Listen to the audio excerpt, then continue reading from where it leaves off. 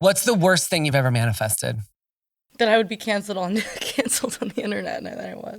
I love it, I love it, I love it, I love even through the... So, hello. Welcome to Unfamous. In this episode, most episodes, right, there's a famous person and their unfamous collaborator, but the unfamous collaborator is just as important because they are collaborating with the art that the whole world loves. In this episode, I am the unfamous whore. Which is not true. And we have... Because she's famous. She's fully famous. We have... It's going to be an extra special episode because not only have King Princess and I written together, but this is my son. This is my son. You birthed me, girl. I birthed you from my vaginal canal. I think that's what it's called. And whenever King Princess stays here, comes to LA for work, she stays with me in my home. And this is my home. We are sitting in my home right now. And right before we started recording, my home. Your home, right. Your home, my son's home. Our home. Right before we started recording, you told me that you found a new bathroom today. And this isn't the first time.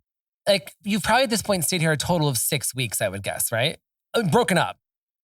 Totally. And you found a new bathroom today. And yes, because I had never gone in the gym. Oh, right. You gymmed today.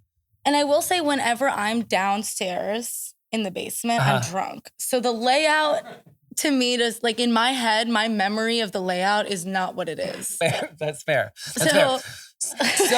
So, but this time I was in the gym and I was, The basement has a bar and a movie theater. So it normally means you're drunk because you're drunk at the bar or drunk in the movie theater. But today you were working out. Or people like to get drunk in basements. It's not, don't be discriminate. Don't discriminate. Don't discriminate against basements without movie theaters. Yeah. It's like mine. Yeah. So you are in the gym because you are working on your fitness like Fergie. Yes. Because you are in town right now. What brought you to town on this trip? Tell me. Thank you so much, Raz. Tell me everything. Okay, so he came this time because of not music, because of acting. She's an actress. Thank you, guys. And what is she actressing in? I'm actressing in a show called 9 Perfect Strangers with one Miss Nicole Kidman. And her wig, which is, I think, the best wig in TV history so far. I've only seen the promo picture, but I am obsessed. Who doesn't love wig? It is. I love wig. I love wig. It is so deep. So you're here to promote this TV show, which is amazing. So I've known you for a very long time. Since I was a baby. Since you were a literal baby, not because I'm her mother, but because we wrote a song together in how old were you? 19? 18? I must have been like 18 or 19. 18 or 19. Because I had come to LA and she's 72 now. And I'm 75, but thank you. No, it's so funny. So like you hit me up after 1950. Yep. And you were like, I'd really like to work. Yeah, I was obsessed. And I was obsessed. I was like, amazing. I said, gay? I see a lesbian. A gay songwriter? We exist. They exist. Nobody told me. So it was amazing. So came over and we wrote a beautiful song. We wrote a song called Ain't Together. That is a fan favorite. People love that song. I love that song. Girls scream it. So in this moment where you're in Los Angeles as an actor, cray. What's you've promoted albums, you've promoted singles, you've promoted tours. Yeah. You're here to promote a TV show. This is way better. Tell me why. Because they plan it for you. Right. You aren't the boss. You're not on the You're an call. employee. You're an employee. I'm an employee. I am a cog in a machine. Right. I love it. Yeah. Great. It's so cool. And it's such a practice of detachment. Because in music, you're never detached. Right.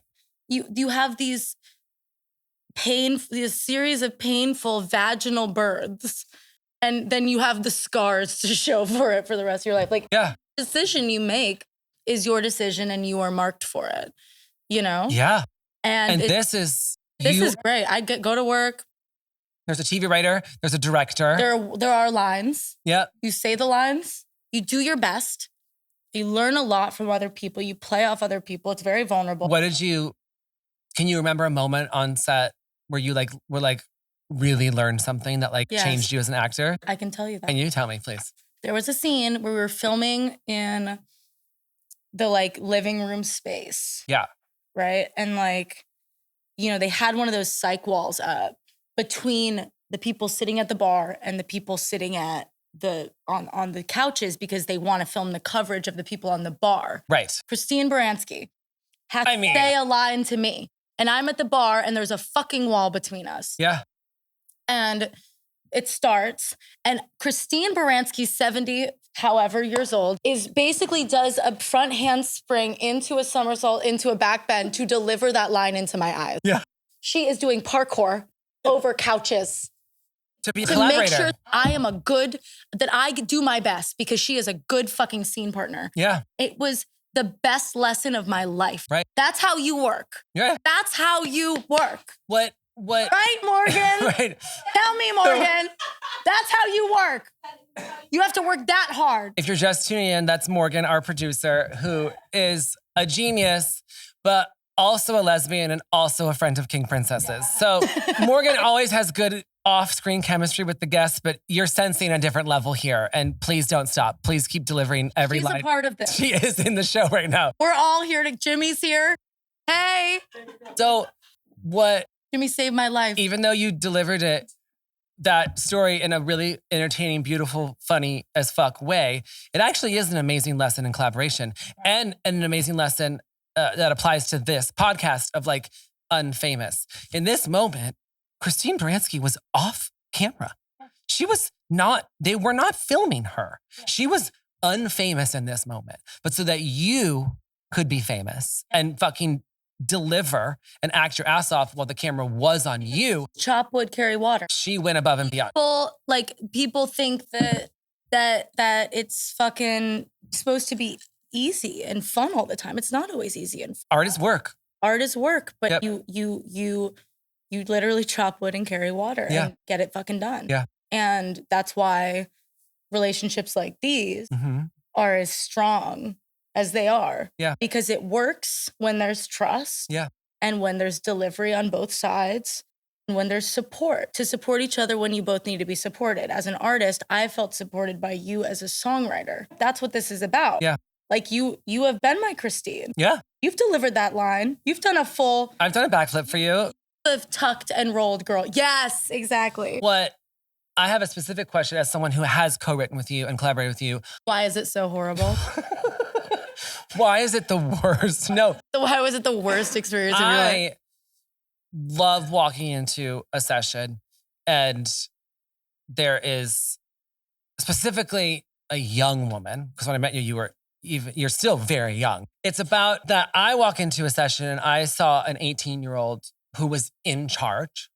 And my job was just to like get in where I could fit in and make you the best version of yourself in certain moments. But you're producing, you're writing, you're playing. But I know that I'm probably not normal. Right? I being the huge flamer I am, I walk in and see a lesbian in charge. You're a diva tamer. And I love it. You're a tamer of divas. Have you had like dudes who have been like, why is she trying to produce? I have very rarely, because I have been, session writing or, making my way with my little fucking backpack across town by myself to men's houses to write music since I was 12 years old. Yeah. And they're like, everyone was like so normal. My parents were like, you got this. You got this. Have fun, girl. I'm like, I'm going to Gary's house. They're like, great. Yeah. But I will say that I've been doing it for so long that honestly, I just like learned really young what felt good and what didn't feel good. Yeah. So it's very rare that I'm put into a situation where I feel like I'm being actively not listened to or disrespected. It's very rare, but it happens. And it happened a couple of years ago and I was verklempt. I couldn't believe it. Really? I was like, girl. Name names. You don't have to. You don't have to. Never. But No. like, it's just, occasionally somebody just like wants to, is the producer, is the writer, whatever, and just wants to make you feel fucking small. Yeah. Because they're angry. And it's like, and they want to deconstruct the power construct of being an artist and producer or an artist and a songwriter. And it's like, girl, it's not that deep. It's friends making music. Yeah. The opportunity we have every day is to have fun and make music with people who are interesting and smart and talented. Like I have been in situations like that, but my takeaway is always, God, what a sad life you live. Right. You fucking asshole. How do you, in those moments with fucking asshole. I never act like that in the studio. I love being in the studio. Well, no, and even when you're taking charge, you do it with so much joy and comedy that everyone feels welcome. Everyone feels invited. It's camp. Yeah, you get to be at camp with your friends. Oh, I thought you meant making music is camp in terms of like the genre. No, I'm not that gay. I'm not saying camp on your podcast, trying to bait me into saying gay stuff. No, I'm not saying gay stuff on this. No, it's literally like being at summer camp. You're with your friends making music, smoking weed. I don't understand. This is the best part of the whole thing. Yeah. It should be fun. Yeah. Somebody said that to me. Jake Portrait said to me, he goes, you're 25. You should be having more fun. Yeah. I said, what? I'm 25? I feel like I'm 90. 97. Can't move. Yeah. The speed of making music and being 97, you have a new album coming. Absolutely. She's album Anna. Before we you tell me just blanket statements about the album, I want to zoom, was there a moment writing the new album? Because she's moved to New York now, so I have not worked on the new album. So these are genuine questions I don't have. But I'm saying it on the pod. Yeah. He needs to come to New York. We're going to do it. For the next album, I'll be there. At least 2 weeks. Because no one helped me with lyrics on this one. And you know that I love your lyrics. I mean, I am a lyric queen. You are the lyric girl. Thank you. So was there a lyric on the new album where you were like, oh, fuck, this is what the new album is? Was there a song turning point, a riff, a lyric that you were like, okay, I've got it? Yeah, I think the song that I first wrote, the title track, Girl Violence. I mean, the album being called Girl Violence. Yeah, and it's a weird song. It's the sexiest thing I've ever. It's an intro, but it's I really like how we did it and how weird it is, and it kind of sets the tone for the record. when Girl Violence happened. Yeah, because the lyric, there's a couple. First of all, there's, why does nobody mention girls can be violent? And I hate it, but I kind of like it. I mean. Oh. But then the last line of the song is, and I guess it's true love because it truly fucks with me. And that was I was like. That's a bar. I was like, I may have not finished college, but I write a damn good lyric. You know, you have those moments with yourself where you write something down and you're like, oh, I'm really glad I'm me. I did in this moment. Yeah. And then not always, but right sometimes now. You're like, I just hate the cunt in the mirror. Yeah. But then this, that's what it's therapy for yourself. Yeah. Right? You finally get a thought out correctly and you're like, I did it. God, that feels like I just took a huge shit. I released something. Yeah. I just released something. Chipotle has been freed. Huge burrito bowl. Has been relieved from the bodice. Cherry. Should we talk about her? I need to talk about Cherry. So basically, Cherry is this woman, this ancient demon that I created, but who has existed. I just put a name to her. She's been around. Yeah. But we all know her. No, we're talking cave drawings. This goes back. JFK assassination. It's serious, guys. Cherry is an ancient demon who possesses women to act fucking crazy. And what she does is she just enters you. And we've all met her. I've met her. She's been inside of me. Yeah. She's been inside of all of us. In many ways. She's been inside of you as you, and she's been inside of you from other women who put themselves inside of you. Yeah, yeah. Totally. This explains to every lesbian breakup. That's the thing. Cherry has taken over. Yeah. So basically girl violence is what she does. Girl violence is subliminal. It's not a punch. It's not a kick. It's not a shotgun. It's not a shotgun. It's not a knife to the neck. Sometimes it has been, but normally it's not what we're talking about. Normally it's emotional violence. Emotional violence. It's emotional violence. The lesbians are very familiar. Right, Morgan?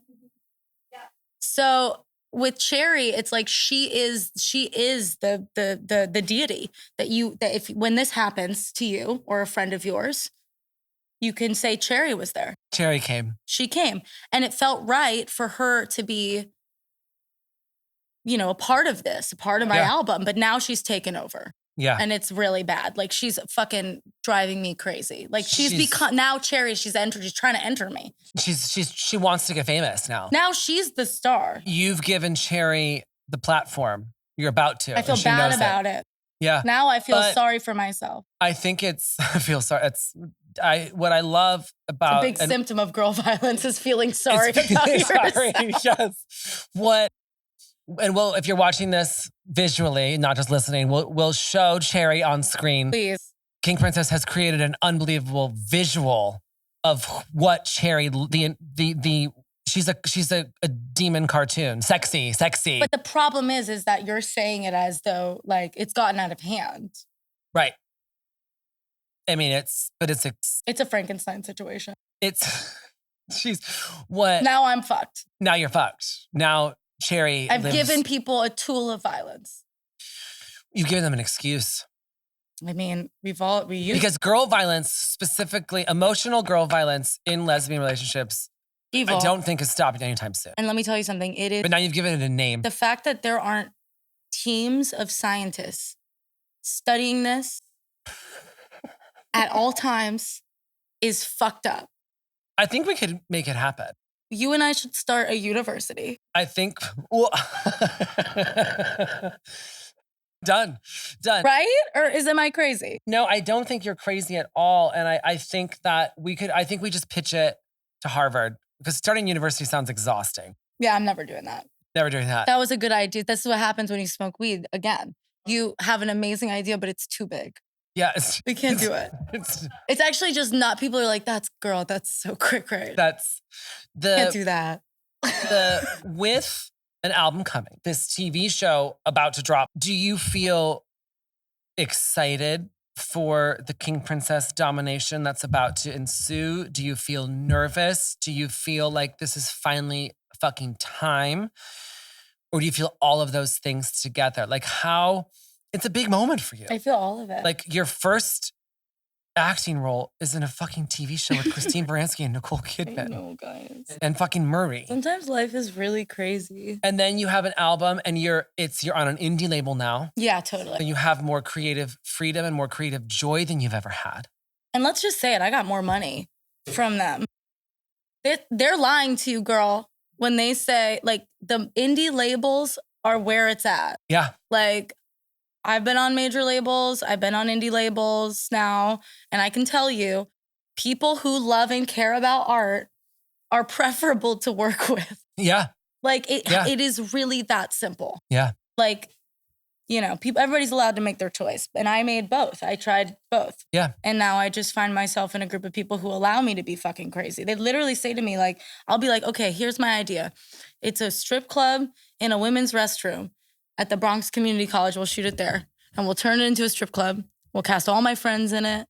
And it's going to be amazing. And it's going to be like gay hell limbo. And they said, certainly. Certainly it is. They said, certainly. They said, that's a great idea, Michaela. That's really cool. And I will tell you. What the fuck? It's the best video you've ever made. I got to see it this morning. But Jesse, you've seen me in a lot of different seasons, right? Like you've seen me in times in my life where we've known each other since I was 16. Like, right? 17? So young as shit. But you've seen me through all of this, and it's no different than most people's experience with being in the music industry. It's like a non-linear vibe. You go up and down, you move around, you figure out, you learn these lessons, and you go, I have to change stuff, I have to make it. You've seen it all. What do you think is your favorite lesson that you've learned? Not in like, I'm gonna make my art this way, in like how to navigate the art, navigate the business, navigate collaboration. What is your favorite lesson that you've learned? Trust your friends. Trust your close friends and collaborators. Like you noticed when anytime something goes wrong, I call you. Yeah. Or I call people that I trust their opinion of, and I'm like, I would like to talk about this. Yeah.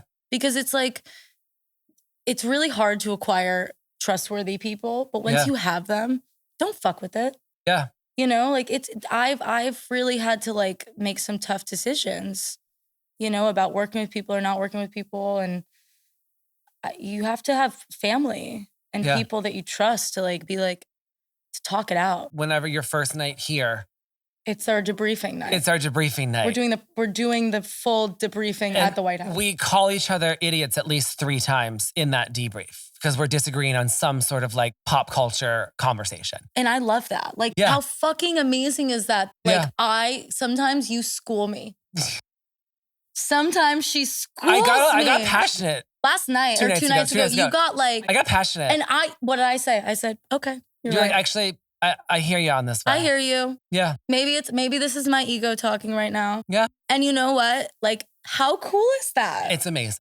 That's so special. Yeah. Like, trust your friends, trust your collaborators. Yes. Yeah. And I think that's a really important lesson. Also, just like, girl, learn about contracts. That contract work is, I know it's so crazy. There's so many tiny little words written on a page. Yeah. It's horrible. If you have a lawyer you like and trust, have them sit with you and explain it. Fuck is going on. And don't feel stupid when you ask dumb questions because sometimes it's like, I didn't go to law school. So I have to ask some really simpleton questions, okay? I will ask the same question. 37 times. I am 44. I'm going to be 45 in a couple fucking weeks. I will literally be on lawyer calls or financial calls or this and that. And I'm like, I'm so sorry. I know my lawyer's been with me since the start of my major label career, right? Because I used to be in a band before I wrote songs for other people. So he's been with me since 2008. Yeah. I was 28. So I luckily got into the scary part of the music business at old for the music business. But I don't know what lawyer talk. Yeah. So I'm 28, but when it comes to lawyer talk, I'm fucking 2. No, I'm in vitro. I'm fucking in vitro. I'm a thought. First of all, I was not only in vitro, but 17. So already in vitro. So I was like, you know, I had to really, like my mom, who is, bless her heart, Agnes Patricia. Legend. Star. What a star. I got it all from her. Yeah. She's the perfected version of me. Because she's straight. And older. She has time. Yeah. So, but she was like really, in the beginning, like was like, Michaela, the lawyer is going to be really important. Yeah. And I was like, totally. And then I was like, there's something really fun about this though. Like, cause at first you're like, this shit's boring. And then you're like, whoa, it's like video games. Yeah. It's like fucking video games. So I was just like, oh, okay. And then they started explaining it to me and I was like, oh, I have a passion for fashion. I have a passion for this. Yeah. Like I was like, oh. I have a love for law. I have a love for... Girl, I have a love for law. Love for law. I didn't know it. Yeah. You know? Yeah. I'm like, got one of those, gah! Yeah. You know? Yeah, a gavel. A gavel. By the way, I was walking outside. I got one of those, gah! Wait, sorry, you're walking to the backyard at the Tranter. Do you know that Dumbledore's wand is in that bush? Sure don't. No, it's Dumbledore's. Oh wait, I have seen this. It's the elder wand. No, I have seen it. There's moments where I'm at night. It's the elder wand. I see. Not a full-sized, but a kind of petite version. Wait, we need to look at this when we're done because it. You didn't notice? I don't think I noticed. So. The witch party. I have one last serious question, then we'll get fun. There was a witch party. It happens. We had a witch party, and there's a wand here. I leave town for 6 months. And there's a witch party. And there's a witch party. No, the witch party was before you came last time. Oh, and then there was Morgan's lesbian party. Sorry, Morgan, to air you, but whoa. Whoa. You were here for that. The cleanup, girl. What is crazy about the lesbian party is that the lesbian party started out like, because most lesbians are going to go home and they're going to go to bed early. So I throw lots of parties in this house. And after the witch party, I was at a lesbian brunch with Morgan and the girls were like, gays always get like big fucking mansion parties. Why don't lesbians? I was like, well, you can have my house, throw a fucking lesbian party. This is the problem with you, though, is that you're like, I will make your dreams come true, and then you literally do. I love it. And then we're picking off wet toilet paper from the ceiling of your fucking gorgeous bathroom, and we're like, last time you were here, you broke a fridge. No! Yes! No! Yes! No! Morgan, that was literally you, girl. Okay, wait. All right. We're going to get back to collaboration. We're getting back to collaboration, but there was a legendary. We'll finish this later. There was a legendary lesbian party in this house. And tonight, your cast members are coming over. See, there's lots of great things happen here. You say that this is the house of manifesting. Uh-huh. Which I really believe because I think that manifesting is real and I think that, it goes both ways. Like you manifest good shit or you manifest really terrible. What's the worst thing you've ever manifested? That I would be canceled on the internet, and I was. I was like, God, I'm gonna get canceled. And I was like, fuck, I shouldn't have said that out loud. Oh, fuck. Yeah. And then, it happens. 6 weeks later, there it is. There it is. It's like, oh, God, I gotta keep this thing's powerful. Keep it on track. I'm trying to look up. Only good thoughts. Okay, last year's question, then we're gonna play a really quick fun game. As an actor and as a songwriter / rock star, what do you learn about yourself as an artist by now doing these two different mediums? It's a great question. Thank you. Be proud of yourself for that Thank question. you. I think that it's something I've been thinking a lot about because with the acting stuff, you're investigating a character, but that character is rooted in you because it's entirely just acting feels like it's empathy or something. It's just like empathizing with something and recreating those emotions. Yep.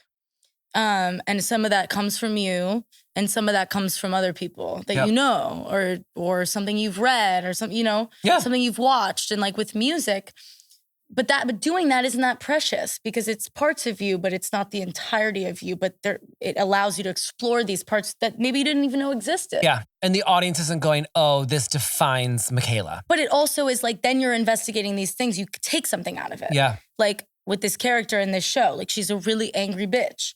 Right. It's like me if I hadn't gone to therapy. And by making that character me not having gone to therapy, I was investigating what it was like before I went to therapy, which is my childhood. So then I was investigating my fucking childhood, which was amazing. And then you're like, oh, this is beautiful. I'm like sitting with a fucking notebook. Yeah. Gay.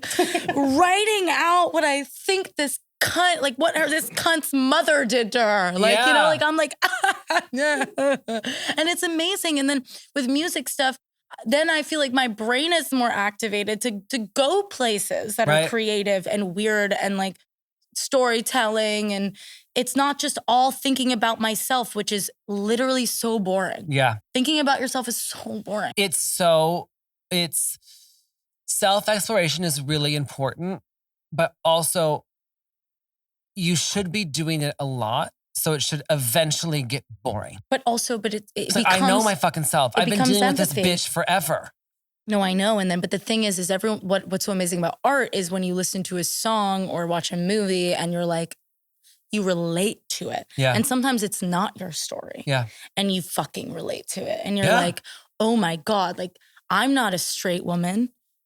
Thank sad God. About losing some cock. But that woman singing right now is making me sad about losing some cock. Right. And you're like, she wrote that shit because so she good. wrote that shit so good that now I'm missing cock. Right. You're like, what's happening? Yeah. Yeah. And that's art. So with the acting stuff, you're like, you're asking yourself to go one step greater and go like, what, how do I feel something? Yeah. And with music, it's so nice to bring that in, like with the music videos and stuff, because it's so much less precious. It's just play. Yeah. I will say, watching your new music video this morning that I got a preview of, you're performing better. Yeah, girl. Because you just acted in a whole ass show. I ain't scared anymore. Yeah. Because it's like, I don't know, the camera's really interesting. It's a really interesting mirror. It's just a mirror. Yeah. Yeah. And then you're watching it back and you're like looking at certain things and you're going, oh, I was feeling that, or I was feeling this. Yeah. And now I feel that in music video, or now I feel that in songwriting differently. Lyric. Yeah. And I think that's really cool. I think that's really special. It's beautiful. It's all just tools in a lesbian tool belt. Do you know what I mean? Like I've got a big ol' fucking cat, the brand Tranter cat brand fucking lesbian tool belt. You know that most of my friends are lesbians. I of course know what you're talking about. I got a huge fucking meaty tool belt full of, I'm trying to add tools to the tool belt. right now I got a hacksaw, and I got a drill, a diary, and I got a notebook for my thoughts. Yeah. Okay. Like, it's fucking cool. It's really cool. I just like all of it. And the tool belt gets bigger the You're more the same way. different You're kind like, of art you do. I'll do Broadway. Yeah. You're like, ha. Move, bitch. No. Yeah. But do you something. learn so much. Writing a song with and for a pop star is so special, and I love it. When I go and write a song based on a script, it's so different. When I go and host the fucking pre-telecast of the Grammys, I learned something new. And one thing about you is you rise to the occasion. I love it. Because you don't care. I don't care if you've never done something before. You're like, I'm gonna figure it out. I figure it out. You're gonna figure it the fuck out. I will work. I will hire the right collaborators to make sure I kill it. help me and explain things to me. I've been wanting to do a podcast forever. And I just kept thinking, I'll just figure it out on my own. I'm figuring it out on my own because I'm so cunt. When everything I've done in my life has always been successfully, everything I've done successfully is collaboration. It has to be. And so then finally I was like, let me just get a collaborator on the fucking podcast. You want to make a podcast about collaboration? Get a fucking collaborator, you dumb cunt. You know what? We are not like singular. We're not solo artists as human beings. Yeah. Like that's even though it might look like it's never a solo artist. That's not what we're. But yeah, dating back to when we were nomadic, humans did better in packs. We're pack animals. Yep. We're not supposed to be alone. Yep. We're not supposed to be fucking withering alone. And I think that people who think they know everything and are afraid to ask for help oftentimes come to really bizarre answers. Really bizarre answers. And like when you have people to bounce things off of, it's amazing. Yeah. It's what you're supposed to do as a human being. That's why we've been making fucking art as a civilization for so long. Yeah. To wrap it up, because I know we have to wrap it up, we're gonna play a game. Tell me. It's called Gagged or Dragged. And we discovered in the last podcast that we shot, you can also pick meh. So, okay, I'm gonna list something. If you love it, it's a gag. If you hate it, it's dragged. If you really don't care and are like, why did you ask me that question, you idiot, it's a meh. Gotcha. Okay, are you ready? Always. And we're gonna go quick. Unless you want to explain. Okay. Then we can pause. Method acting. Dragged, girl. Dragged, girl. Yeah. Like what? Yeah. It's just. I just like, do you have a friend? Like if you're method acting, like does that mean you have no friends because you can just be insane? But I just don't. Yeah. I mean, maybe I'm just not that good. Yeah. You know what I mean? Like there's a part of me that's like, maybe I'm just, fuck my drag, I guess. I'm like, I don't know. I've got to be me. Yep. Acoustic versions of songs that make everything sadder. That's a gag. That's a gag. Come okay, on. Great. Come on, an acoustic, just a girl and a voice and an acoustic guitar. Yeah. You know that's my tea, bitch. I mean, it's okay. Spotify bios written in third person. What is third person? Like, it's fuck. I'm a songwriter. It's like. I'm a songwriter. What? No, you're not but a novelist. it's written about me. Like if it's like King Princess was born in 1912. Unfortunately, that is what mine is. Is it? Yeah, but drag. I'm dragging myself. I just want to say. Even my new one. Morgan wrote these, so she set you up for that, not me. Fuck you, Morgan. God, she's always trying to see me fail. Saying you hate LA while being in LA. No, that's fierce. That's good. That's what I do all the time. And also I think it's so fierce because it's not like you have to come here. Right. So it's fine to complain as long as you do it.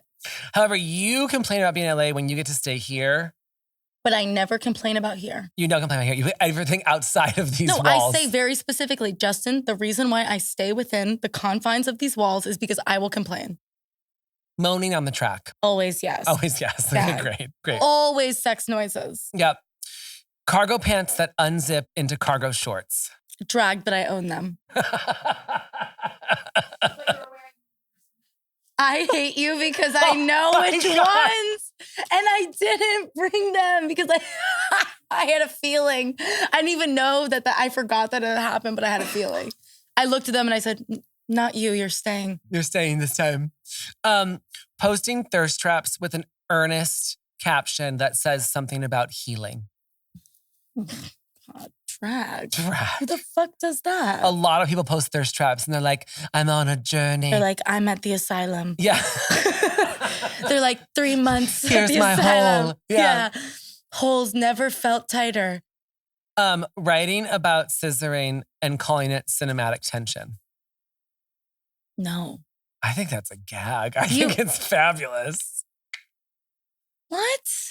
I just think writing about scissoring, but then like trying to like make it about like claim it's like really glamorous, I think is fabulous. I'm more into like Lars von Trier wrote Nymphomaniac about fly fishing.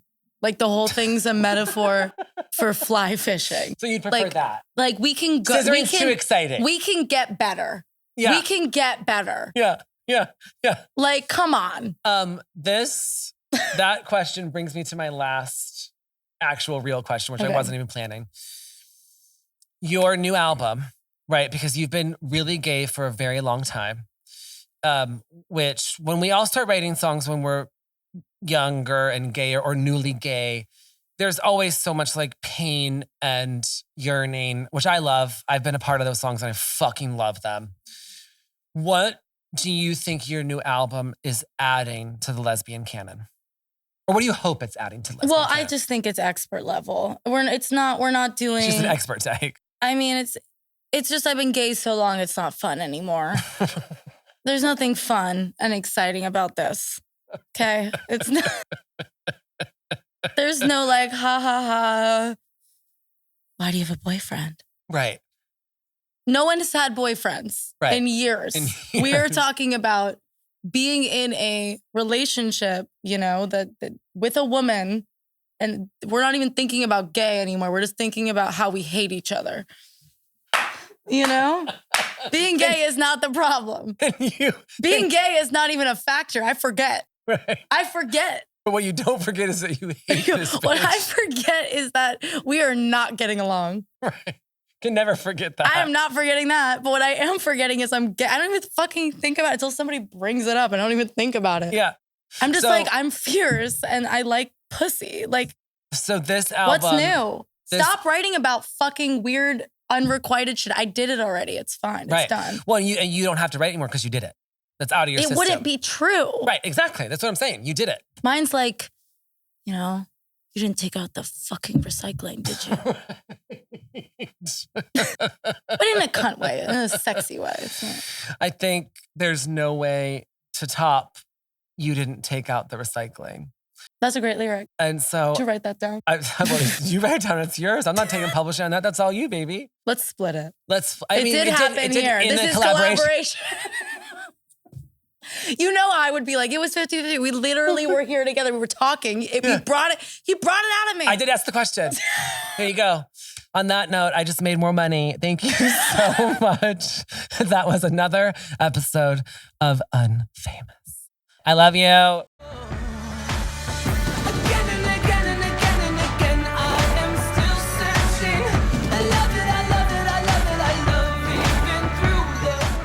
Hello, everyone's favorite part of every podcast where we say, please follow and subscribe to this podcast wherever you listen so you don't miss future conversations. And also, pretty please take a cute little second to rate the show. It's one of the biggest ways you can support us. See you next Wednesday.